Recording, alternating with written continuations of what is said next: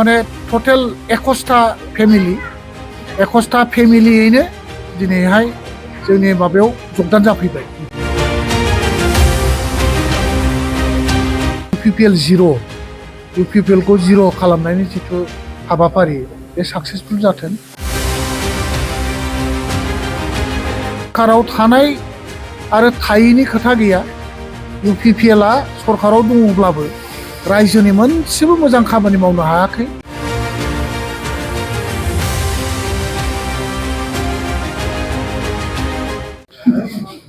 गिबियावनो बिथांमोनखौ आं बरायनानै लाबाय, बिथांमोनखौ धन्यबाद होबाय। बिथांमोना UPPL नि जिथु प्रलोभन मिसलिया बेखौ मोनदांनानै थाबैनो बिथांमोना जोंनि दोलोआव हाबफैदों आरो दिनै बिथांमोननि हाबनायखौ आङो गोसो गोरबोजों बरायनानै लाबाय आरो जों आसा खालामदों बिथांमोना दिनै बे गामियावनो UPPL 0 UPPL खौ 0 खालामनायनि जिथु हाबाफारि बे साक्सेसफुल जाथों आरो दिनै गागि जाय गारजेन बिथांमोनानो जोंनि दोलोआव हाबफैबाय आरो जोंनि दोलोआव गोबाङानो दंखायो। दा दिनै माने UPPL आ निउ थिथागुरियाव 0 जाबाय आरोखि 0 होननानै आं साननानै लाबाय। UPPL आ जिथु बर्तमान सरकाराव दङ, सरकाराव थानाय पार्टिखौ नागारनानै जे BPF आव हाबफैदों, बेनि जाहोनखौ नोंथाङा मा होननानै सानो? जाहोना बेनो जे BTC-खौ UPPL आ सालायनो रोङाखै। UPPL नि जिथुनाखि इलेक्शन मेनिफेस्टो रायजो राजानो होनाय जिथु रादाय, बे रादायफोरखौ बिथांमोना मावफुंनो हायाखै। गतिके सरकाराव थानाय आरो थायैनि खोथा गैया। UPPL आ सरकाराव दङब्लाबो रायजोनि मोनसेबो मोजां खामानि मावनो हायाखै आरो खोथा होनाय बादि परिबर्तन खालामनो हायाखै आरो प्रमद बर'आ दिनै माने रायजो राजानि थाखाय खोथा सिन्था खालामाखै।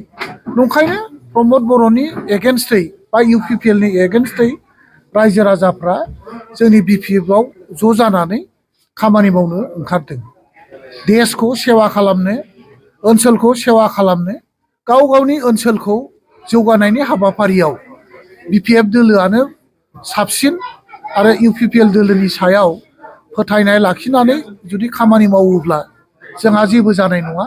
ओंखायनो बिथांमोना दिनै जोंनि BPF आव जगदान जाफैदों। बे UPPL आ थुनलाइ मोजां मोनग्रा रायजो राजाफोरनि थाखाय मोनसे गोजोनथाव प्रमद खौरां। बर'आ UPPL खौ सालायनो रोङाखै।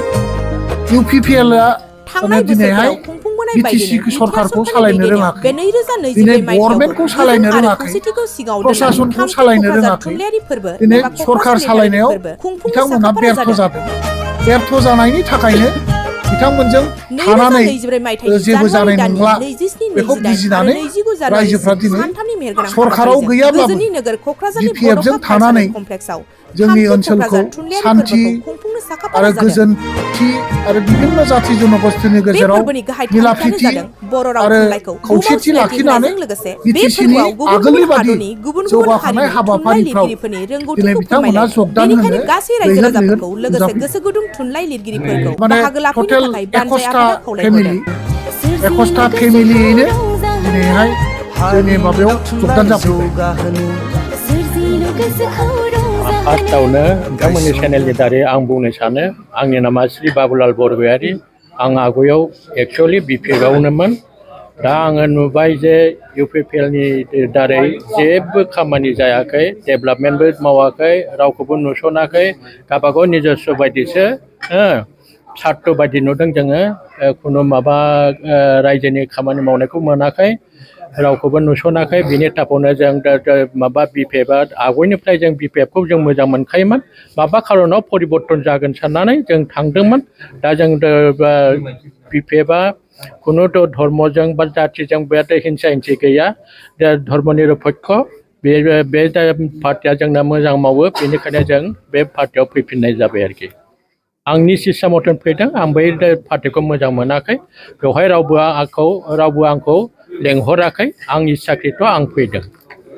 बास बेनो बिनिफ्राय बिपिएलआव थांदोंमोन ओं आं आगयाव बे बिपिएफआवनोमोन आं बिपिएफनो आं आगयनिफ्रायनो बहुद गोसो गरमै जोङो समर्थनखारिखामोन जों गोदोनिफ्रायनो आन्दलन खालामबोनाय उन्दैनिफ्रायनो आन्दलन खालामबोनाय जोंनि दिनाव बहुद आन्दलन जाबोदों दा जों बिपिएफखौनो मोजां मोनखायोमोन आरो बहुद जों फरायनाय समनिफ्रायनो जोङो आङो सापर्ट दंमोन भितरे भितरे हो दा जोङो रमान हांखो होन माबा होन आङो रमान हांखो जेनाखि माबा मा जायो कारफिउ जायो आंबो सिगांथारावमोन बिष्टुरामजों आंजों जों गामिसेनोमोन बेहा बेराफारसे खारदों आं बेराफारसे खारनायाव आंहा बेवहाय गनाय जादों नङाबा आं बहायबो थैनोमोन जेन' हक बेफोरो बाद होदो जोङो नैबे बिपिएफ पार्टियाव जों बहुद गोसो गोजोनै मावबोदोंमोन दा मोनसे गोसोआ माबा मोनसे दुखु मोननानै जोङो माबा परिबर्तन जायो खोमा माबा मोननो लुबैदोंमोन जोङो गाज्रि दा मोनथों जोंना दा आगयनो बिपिएफ पार्टि दङ जोंहा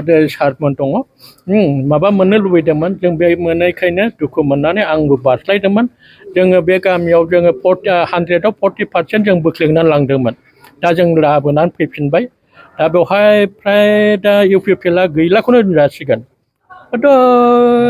दा न'थामल'सै खोमा आरोखि हो जोंनो डेक्रेट एसे माबा ओंखारजोबोमोन जोंहा दङ हो दा जोङो दा फैफिनजोब्बाय दा जोङो बिपिएफजोंनो आखाइ हमनानै मोजां मोजां खामानि मावलांनो नाजानाय थाबाय आरोखि बिपिएफआ बर्थमान सरकाराव गैया बिपिएफनि आसार बेबहार बा माबाया जोंना मोजां आरोखि बेवहाय खुनु जोंहा सन्देह थानांगौ लगिया गैया बेनो आरोखि बिसोरो खालि गोजोन गोथाव बुंनानै मानसिखौ थगाबास खालामनानै लानानै थांबाय दा मानसिखौ जे बेसेबां जे थगायदों बेखौ जोंसो मोनथिनो मोनबाय आरोखि जों थगायजानानै जोङो दा भुक्तभुगि बायदि बेखौ गोसोआव दा आघात लानानै जोङो फैफिननाय जाबाय आरोखि बिपिएफआव बेनो आरोखि